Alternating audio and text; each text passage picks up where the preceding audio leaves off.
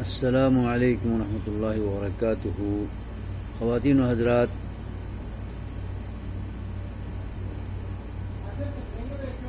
آپ کو معلوم ہوگا علماء کرام کے ذریعے اور درس و تدریس کے ذریعے، دعوت و تبلیغ کے ذریعے، قرآن و سنت کا مطالعہ کرنے کے ذریعے کہ اللہ تبارک و تعالیٰ نے نبی مکرم صلی اللہ علیہ وسلم کی تعلیم کی روشنی میں، تشریح و توضیح کی روشنی میں اللہ نے اپنے بندوں کے لیے حج کی 3 اقسام روا رکھ کر 3 قسم کے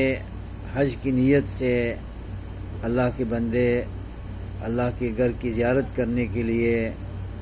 مقامات مقدسہ کی زیارت کرنے کے لیے، مناسک حج کو ادا کرنے کے لیے آنے کی اجازت دی ہے۔ یہ اسلام کی آسانیاں ہیں اور رب کی مغفرتوں، رحمتوں، سعادتوں، انعامات، احسانات، اکرامات کو حاصل کرنے کے یہ موسم ہیں، ذرائع ہیں، مواقع ہیں، اور قدم قدم پر اللہ تبارک و تعالیٰ نے اپنی مغفرت بانٹنے کے وسیلے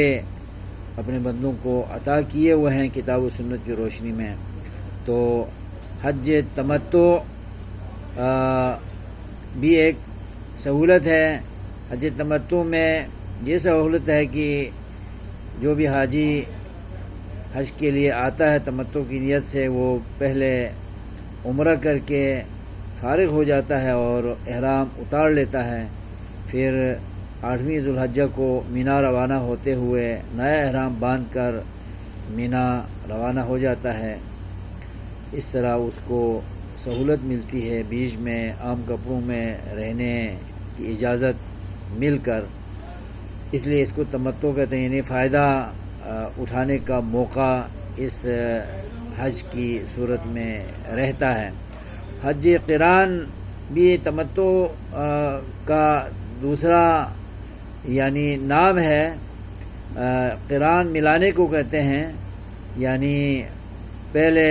عمرہ کر کے عمرے سے فارغ ہوا جاتا ہے لیکن احرام اتارنے کی اجازت نہیں ہے، اسی احرام میں حاجی کو رہنا پڑتا ہے اور 8ویں ذوالحجہ کو اسی احرام میں مینا میں روانہ ہوتا ہے حج قران کی نیت سے آنے والا۔ اور حج تمتع اور قران دونوں میں قربانی فرض ہے۔ اور تیسرا حج ہے حج افراد۔ یہ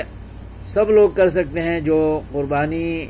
دے نہیں پاتے اور گنجائش نہیں ہے، غریب اور مفلس قسم کے لوگ اور متوسط درجے کے لوگ جن کی جیب میں قربانی کا خرچہ نہ ہو، تو پھر وہ حج افراد کر سکتے ہیں۔ اور اہل مکہ کے لیے تو ہے ہی افراد ہے، تو حج افراد کرنے والوں پر عمرہ نہیں ہے اور ان پر قربانی بھی فرض نہیں ہے۔ اگر وہ اپنی طرف سے کرنا چاہیں تو کر سکتے ہیں۔ قربانی حج تمتع اور قران میں شرط ہے اور رکن ہے، فرض ہے، اور حج افراد کرنے والے کے لیے نہ شرط ہے، نہ رکن ہے، نہ فرض ہے، نفلی طور پر اپنی جانب سے وہ اللہ کے نام کی یہ نیاز اور یہ قربانی پیش کرتا ہے تو اللہ تعالیٰ قبول کرے گا۔ اس میں کوئی تنگی کی بات نہیں ہے، البتہ فرض کے طور پر نہیں ہے حج افراد کرنے والے کے لیے۔ تو باقی تینوں قسم کے حجاج مینا میں 8ویں ذوالحجہ کو جائیں گے، ظہر عصر مغرب عشاء فجر وہاں پڑھیں گے، اور 9ویں ذوالحجہ کو عرفات جائیں گے، میدان عرفات میں اپنے گناہوں کی بخشش کے لیے رب کے حضور، رب کی درگاہ میں گڑ گڑاتے رہیں گے مغرب ہونے تک۔ اور یہی تینوں قسم کے حجاج مغرب کا ٹائم ہونے پر مغرب کی نماز عرفات میں پڑھے بغیر مزدلفہ روانہ ہوں گے، اور مزدلفہ پہنچ کر مغرب عشاء اکٹھی پڑھیں گے، رات وہاں رہیں گے، اور سونے والے سو جائیں، ذکر کرنے والے ذکر کریں، اللہ کی یاد کریں، اور فجر وہیں پڑھ کر مشعر الحرام کے پاس اللہ کا ذکر یاد کرنے کا اللہ کا حکم ہے، وہ کر کے پھر مینا کی طرف وادی محصر سے گزرتے ہوئے مینا میں آئیں گے۔ مینا میں آ کر بڑے شیطان کو 7 کنکر ماریں گے اور پھر قربانی کریں گے، حجامت کروائیں گے، اور پھر طواف حفاظت کے لیے وہ حرم مکی آئیں گے، اور 11 ذوالحجہ کو، 12 کو، 13 کو یہ تینوں قسم کے حجاج تینوں شیطانوں کو 7 کنکر ماریں گے اور مینا میں ٹھہرے رہیں گے، اللہ کی یاد کرتے رہیں گے، اور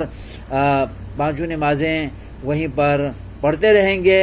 کوئی اگر حرم مکی میں چلے گئے ہوں تو رات کو مینا میں آ کر ہی قیام کرنا ان کے لیے حکم ہے، اور 13 ذوالحجہ کی عصر کے بعد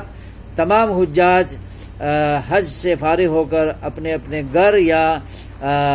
کہیں بھی جانا چاہیں وہ چلے جائیں گے اور حج سے فارغ ہو جائیں گے، اور مکہ کے رہنے والوں کے علاوہ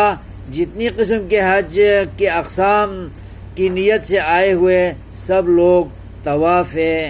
وداع کر کے اپنے ملکوں میں، علاقوں میں، شہروں میں، گوٹھوں دیہاتوں میں واپس جائیں گے، ورنہ ان پر دم آئے گا۔ اللہ تبارک و تعالیٰ ان احکامات کی پابندی کرتے ہوئے اللہ کو منانے اور اپنے گناہوں کی بخشش کروانے کی توفیق خیر عطا فرمائے۔ والسلام علیکم ورحمۃ اللہ وبرکاتہ۔